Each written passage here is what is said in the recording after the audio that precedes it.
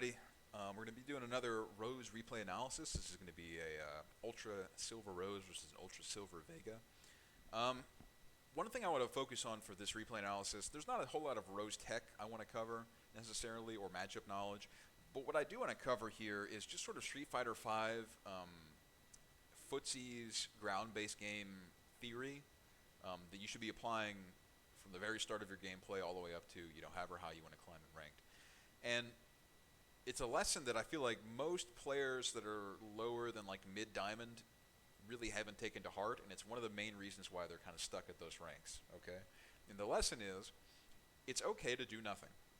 If I want to sum it up as simply as possible, it is okay to do absolutely nothing in a round, in a given scenario. And as we kind of go through this replay, I want to point out some scenarios where doing nothing was the correct decision over doing literally any other option. And it's a difficult thing to sort of internalize, especially in low ranks where lots of interactions are scrambly and you're not really sure what the frame advantage is, and you don't have all the matchup and character knowledge. But especially with a character like Rose, who really thrives on neutral and controlling the ground, this is an important lesson. So let's go ahead and start.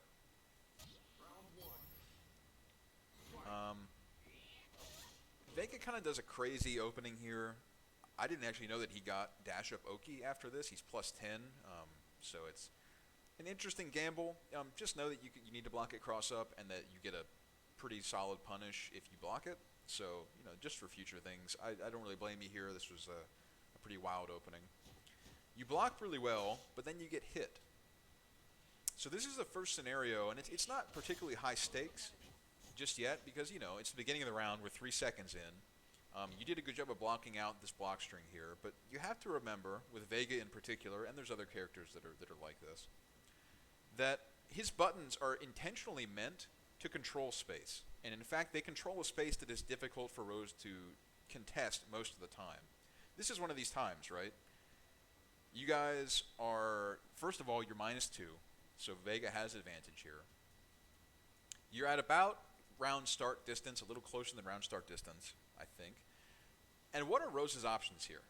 She can heavy punch, she could forward heavy kick, she could back heavy kick. There's lots of things that would reach the Vega potentially, but they're all pretty slow compared to something like a Vega stand medium punch or crouching medium punch, which are just better buttons to contest this mid-range.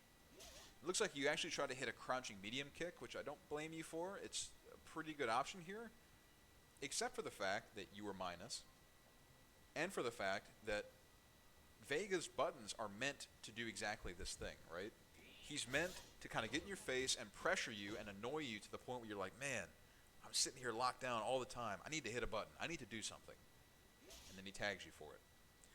And then here's the next situation where doing nothing is the correct solution, right? Because you jump. You both jump, actually. But remember, you get hit here. Yeah, he did damage. Did a little bit of damage to you. That's it. He doesn't get a combo. He doesn't get a conversion. He's plus, but not in a way that's really meaningful in this range.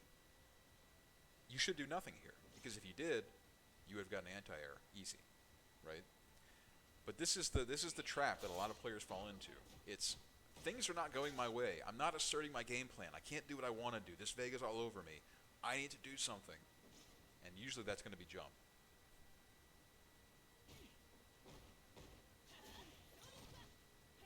This is a good block string, right? This is kind of the standard Rose stuff. Heavy punch, fireball, forward heavy kick to try and crush counter. But again, this is a scenario where you're winning. This is a good interaction for you. This is a positive set of actions that led to you evening up the life total, winning some screen space, and putting yourself at a good position for Rose to be in to do something like anti-air.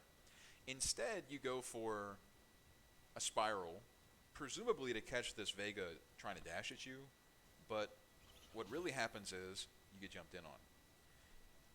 If you had done nothing, just kind of taking your damage here and potentially going for either, instead of the spiral arrow, or the soul spiral to catch the dash, maybe try a crouching medium kick or a crouching medium punch, or maybe just a fireball or something. You might have been able to anti-air this. Missed punish. This is -6, so make sure you lab that punish. Again, from how deep are we? We're like 11 seconds in, but I can already tell you what your game plan is as Rose. It's pretty clear, right? Your game plan is heavy punch, fireball, anything else. Back heavy kick, forward heavy kick, jump, slide. It's okay as Rose, especially because if you got to remember, this heavy punch is hit confirmable on a single hit. And we'll see a situation later in the match where if you had been trying to hit confirm this heavy punch, instead of always canceling into fireball and then always doing something else, you would have gotten a lot more damage. This was actually pretty well spaced. We missed a huge punish here. This is -13, it looks like, so you really got to get a solid punish off the slide that's not two crouching light kicks. This was pretty well spaced by Vega. There's not really a punish here. And yet, you went for the crouching medium kick buffer, which got you punished because it was unsafe on block. No anti-air. Good jump out, and then a good combo. You back up, heavy punch, good. Fireball, good. You tag him with the fireball, and then you jump. It's pretty clear you're really just flowcharting this heavy punch fireball into X option pressure, right? Because you just worked really hard to get out of the corner. You did a great job of punishing that command grab attempt, and you immediately put yourself back in the corner. Cannot do that. Try to jump out. Do you get a tag on there? This was a punish, and you almost got one, and then you jump again.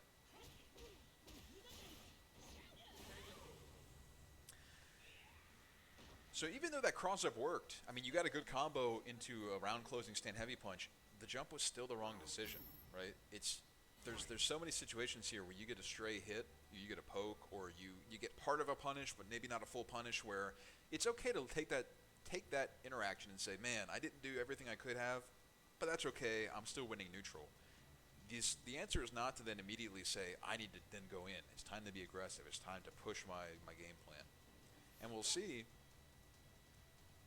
that this Vega is actually kind of realizing that. He's realizing, man, this Rose does all kinds of stuff after blocked fireball, after blocked forward heavy kick. What if I just try to anti-air? And that's what he goes for here. Unfortunately, we have the craziest interaction I've ever seen, which is that Rose heavy punch has a weird hitbox, and you have to hit it really late, and Vega crouching heavy punch has like the worst crouching heavy punch anti-air hitbox I've ever seen. There we go again, right? And look what he did this time. This Vega knows. He's like, you're gonna do something. I'm just gonna jump you. Unfortunately, he missed the cross up there, but it's okay to just do a heavy punch into a fireball on block and then nothing else. But here we see the really intoxicating part of the jump, right? The part that makes everybody think, well, what if I jump this time? He's not gonna expect it, because sometimes you get this nice cross-up combo. But if we think back to the last round and the beginning of this round, how many jumps did you whiff or get anti-aired or, should have been anti-aired compared to this relatively minor cross-up combo? Good heavy punch. Good forward heavy kick. Terrible slide. Right? You're locking him down. You have the life lead. You have the screen advantage lead. You made him block another fireball. You hit him with this. If it had been a crush counter, you would have got an awesome combo off of it. Instead, you didn't, and your immediate reaction is, well, I got to slide. I got to do something because I got to keep the pressure up. In this scenario, the correct solution every time, 10 out of 10 times, right here, is to walk backwards a little bit, wait, and then either anti-air if he jumps or do another heavy punch. Miss punish. Jump. And this time, he catches you for it. He's like, man, every time this Rose does heavy punch into fireball, she jumps afterwards. I want to jump an air throw.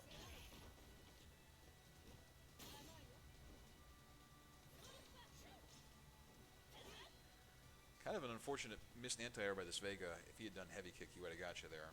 But again, it's pretty clear that this air throw shook you, right? Because you're like, man, this is my offensive plan. My offensive plan is heavy punch fireball, X option. And he just air threw me. What do I do? I'll throw a fireball, but uh-oh, he's going to jump on me. I escape that. Can't throw fireballs now. Better jump. The correct solution is just play neutral.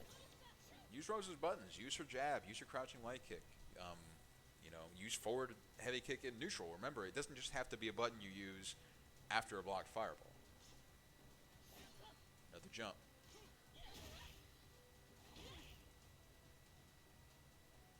Another jump.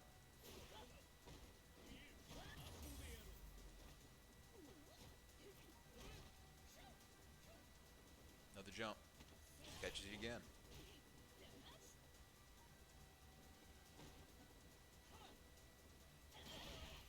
Another jump and he catches you again, and this should have been in the super. Instead, he goes for the EX Barcelona Oki. Although it looks like he was slow. I believe this is an actual Oki setup if you quick rise. But it looks like he's actually -3. Either way, he grabs you with ES command throw. Fireball, back heavy kick. Nice confirm. It's an interesting option with the air fireball. Would have caught him if he'd hit a button there, like a stand medium punch or something. Dash up, and then just kind of scramble. So I don't want to come off as sounding too harsh, right? I'm kind of breezing through this a little bit because you do have some good confirms, and you're getting some nice conversions on your cross-up combos, and I really do like your fundamental game plan of using heavy punch and fireball and trying to tag him with this forward heavy kick crush counter. But we basically haven't seen you anti-air one time. The flow chart has gotten so predictable that even this Vega is kind of like jumping and air throwing you, which really should never happen. He tags you again with this thing, which you saw in round 1, and it's hard to say you should have been ready for it because maybe this is the first time you've ever seen a Vega do that. It actually kind of was for me at round start. But it's pretty clear now that the panic is starting to set in. No confirm there. A dash up this time after the block.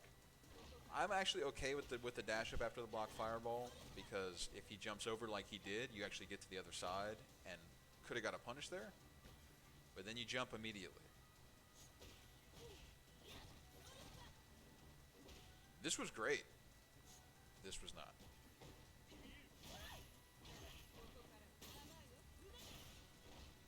I don't like the raw spiral. I don't like the jump on wake up's actually not bad because that was a pretty ambiguous jump in. You could have got him on the other side.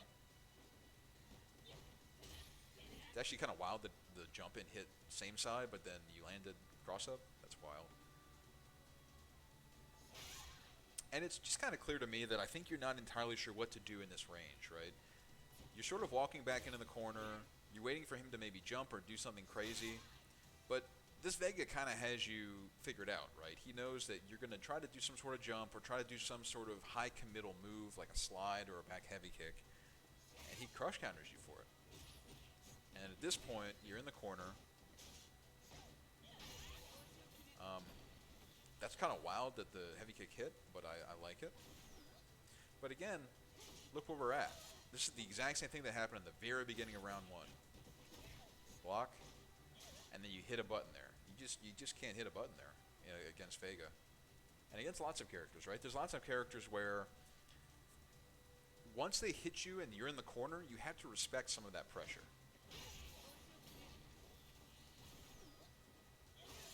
Jump, he anti-airs you. No punish.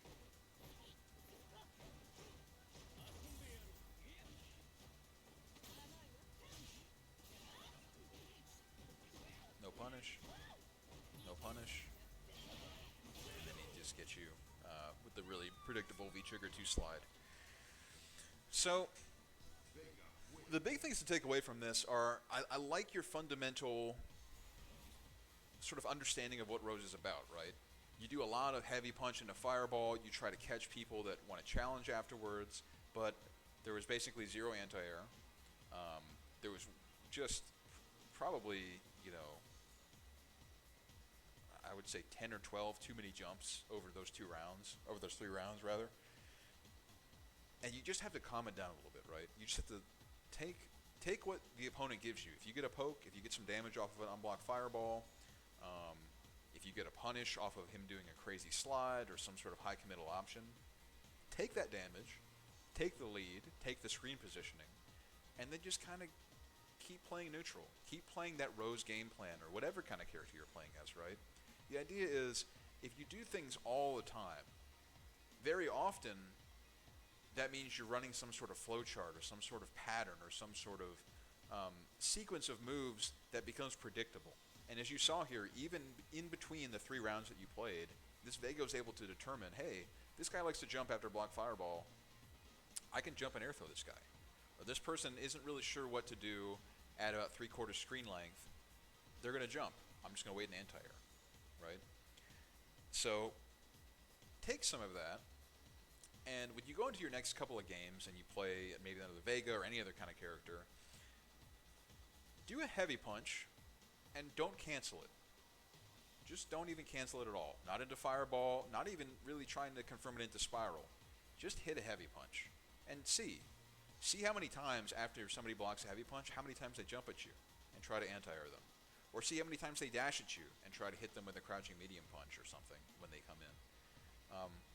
It's important to sort of break Street Fighter down into much slower interactions and think about the options that are presented to you in any given scenario. So I hope that was helpful, and I'll catch you guys next time.